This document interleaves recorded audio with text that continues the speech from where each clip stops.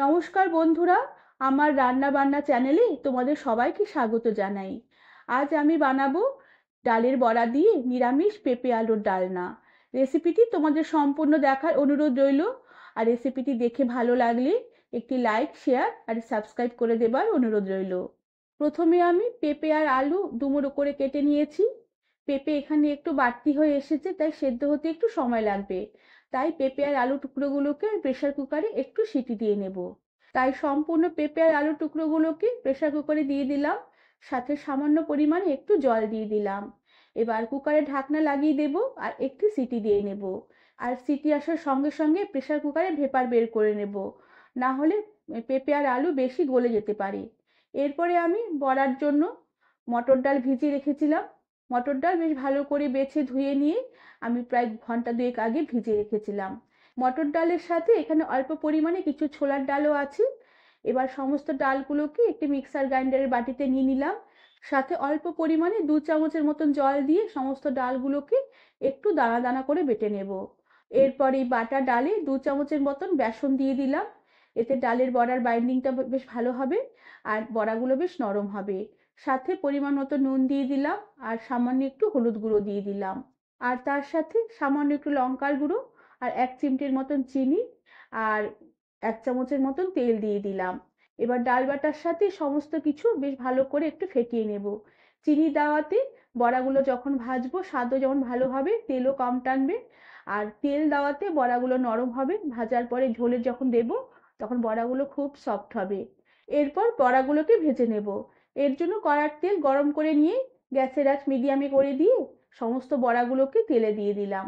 বড়ার আকারগুলো এরকম মাঝারি আকারে দিতে হবে, বেশি বড় করে দিলে বড়াগুলো যখন ঝোলে দেব তখন ফুলে আরো বড় হয়ে যাবে। আর গ্যাসের আঁচ মিডিয়ামে রেখে বড়াগুলো ভাজতে হবে, না হলে ফুল আঁচে বড়াগুলো ভাজলে উপরটা বেশ তাড়াতাড়ি ভাজা হয়ে যাবে আর ভেতরটা কাঁচা থেকে যাবে। সমস্ত বড়াগুলোকে কড়া থেকে তেল ছেঁকে উঠিয়ে রাখার পরে এই বড়া ভাজার তেলে একটি তেজপাতা ছিঁড়ে ফোড়ন দিয়ে সেদ্ধ করে নেওয়া পেঁপে আর আলুর টুকরোগুলোকে দিয়ে দিলাম। সাথে সামান্য একটু নুন আর হলুদ গুঁড়ো ছড়িয়ে দিয়ে এবার পেঁপে আর আলুর টুকরোগুলোকে কিছুক্ষণ নেড়েচেড়ে একটু হালকা লাল করে ভেজে নেব। কিছুক্ষণ নেড়েচেড়ে নেবার পরে পেঁপে আর আলু একটু ভাজা ভাজা হয়ে আসলে সবগুলো ভাজা আলু আর পেঁপের টুকরো কড়া থেকে বেশ ভালো করে তেল ছেঁকে উঠিয়ে রেখে দিলাম। এরপর কড়ার এই তেলেই আমি খানিকটা জিরে ফোড়ন দিলাম। জিরে ফোড়নের সুন্দর একটা গন্ধ বেরোলে আমি আদা, কাঁচা লঙ্কা, টমেটো বাটা দিয়ে দিলাম। তেলে যাতে মশলাগুলো না ছিটকায় এর জন্য পরিমাণ মতো নুন আর পরিমাণ মতো হলুদ গুঁড়ো দিয়ে মশলাগুলোকে কিছুক্ষণ একটু নেড়েচেড়ে একটু ভাজা ভাজা করে নেব। আদা, কাঁচা লঙ্কা, টমেটো কিছুক্ষণ একটু ভাজা ভাজা করে নেবার পরে সামান্য একটু জল দিয়ে দিলাম। এবার দিয়ে দিলাম সামান্য পরিমাণে জিরের গুঁড়ো, সামান্য একটু ধনের গুঁড়ো আর সামান্য একটু কাশ্মীরি লঙ্কার গুঁড়ো।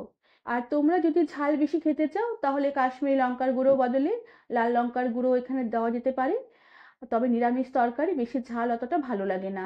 সাথে একটা চেরা কাঁচা লঙ্কা দিয়ে দিলাম, এতে মশলার গন্ধটা বেশ ভালো আসবে। এবার মশলার জলটুকু শুকিয়ে আসা অবধি মশলাগুলোকে বেশ ভালো করে নেড়েচেড়ে কষিয়ে নেব। ততক্ষণে এই পেঁপের ডালনার জন্য আরেকটি স্পেশাল মশলা বানিয়ে নেব। এর জন্য গ্যাসে একটি তড়কা প্যান বসিয়ে দিলাম আর তড়কা প্যানটাকে হালকা গরম করে নিয়ে এলাচ, দারচিনি, লবঙ্গ আর তার সাথে গোটা জিরে দিয়ে কিছুক্ষণ একটু নেড়েচেড়ে নেব। মশলাগুলো একটু ভাজা ভাজা হয়ে ফুটতে শুরু করলে গ্যাসের আঁচ বন্ধ করে দিয়ে খানিকটা কাসুরি মেথি দিয়ে একটু নেড়ে চেড়ে নিয়ে মশলাগুলোকে শিলপাটে একটু গুঁড়ো করে নিলাম। ততক্ষণে আমার এই পেঁপের ডালনার মশলাটাও বেশ অনেকটাই কষানো হয়ে এসেছে। এবার স্পেশাল এই গুঁড়ো মশলাটাকে কষানো মশলার মধ্যে দিয়ে বেশ ভালো করে নেড়ে চেড়ে আবার একটু কষিয়ে নিয়ে ভেজে রাখা পেঁপে, আলুর টুকরোগুলো আর বড়া টুকরোগুলোকে দিয়ে দিলাম। এবার পেঁপে, আলু, বড়াও মশলার সাথে কিছুক্ষণ একটু নেড়েচেড়ে হালকা হাতে একটু কষিয়ে নেব। এতে কষানো মশলার ফ্লেভার পেঁপে, আলু আর বড়ার মধ্যে বেশ ভালোভাবে ঢুকবে, খেতেও বেশ ভালো লাগবে। এরপর আমি ঝোলের জন্য পরিমাণ মতন গরম জল দিয়ে দিলাম। এখানে ঝোলের জন্য গরম জলই ব্যবহার করতে হবে, তাহলে এই পেঁপের ডালনার স্বাদ বেশ ভালো আসবে। গরম জল দিয়ে মশলার সাথে জল বেশ ভালো করে নেড়েচেড়ে এবার মিশিয়ে নেব। এরপরে আমি স্বাদের ব্যালেন্সের জন্য 1 চিমটির মতো চিনি ছড়িয়ে দিলাম। চিনি এখানে একটু দিতেই হবে, তাহলে স্বাদের ব্যালেন্স এসে রান্নাটার স্বাদ বেশ বাড়াবে। কেননা পেঁপে একটু জলীয় সবজি, চিনি দিলে জলীয় ভাবটা একটু কাটবে। আর তার সাথে আরও একটু ভাজা মশলার গুঁড়ো উপর থেকে ছড়িয়ে দিলাম। এবার সমস্ত কিছু বেশ ভালোভাবে নেড়েচেড়ে মিশিয়ে নিয়ে গ্যাসের আঁচ মিডিয়ামে রেখে ঢাকা দিয়ে রেখে 1 থেকে 2 মিনিটের মতো রান্না করে নেব।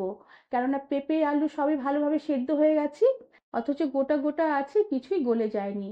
এবার গ্যাসের আঁচ আমি বন্ধ করে দেব, আর সবশেষে উপর থেকে একটু সামান্য ঘি ছড়িয়ে দিয়ে বেশ ভালো করে নেড়েচেড়ে মিশিয়ে নিয়ে ঢাকা দিয়ে রেখে কিছুক্ষণের জন্য স্ট্যান্ডিং টাইমে রেখে দেওয়ার পরে সার্ভ করে দেব।